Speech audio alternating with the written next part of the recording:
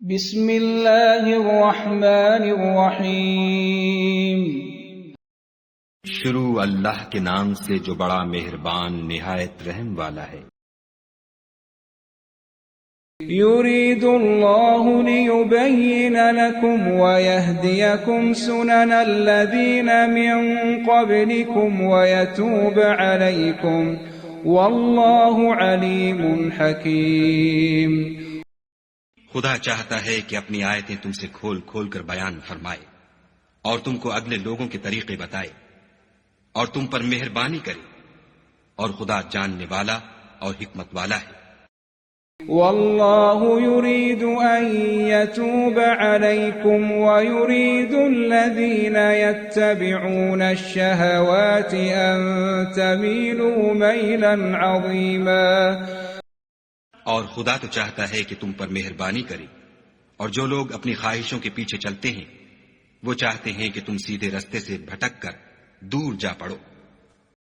یرید اللہ ان یخفف عنکم وخلق الانسان ضعیفا۔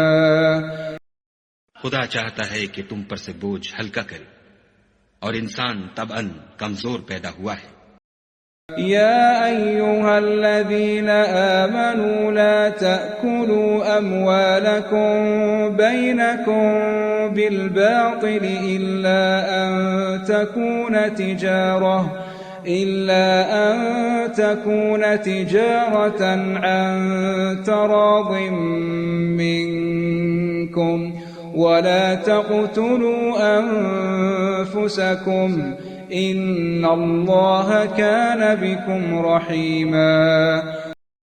مومنو، ایک دوسرے کا مال ناحق نہ کھاؤ۔ ہاں، اگر آپس کی رضامندی سے تجارت کا لین دین ہو اور اس سے مالی فائدہ حاصل ہو جائے تو وہ جائز ہے، اور اپنے آپ کو ہلاک نہ کرو، کچھ شک نہیں کہ خدا تم پر مہربان ہے۔ ومن يفعل ذلك عدوانا وظلما فسوف نصليه نارا وكان ذلك على الله يسيرا۔ اور جو تعدی اور ظلم سے ایسا کرے گا ہم اس کو عنقریب جہنم میں داخل کریں گے، اور یہ خدا کو آسان ہے۔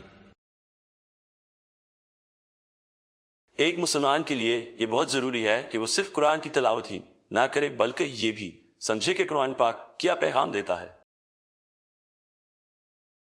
اگر آپ اس بابرکت سفر کا حصہ بننا چاہتے ہیں تو چینل کو سبسکرائب کیجئے اور اس پیغام کو دوسروں تک پہنچانے میں ہمارا ساتھ دیجئے۔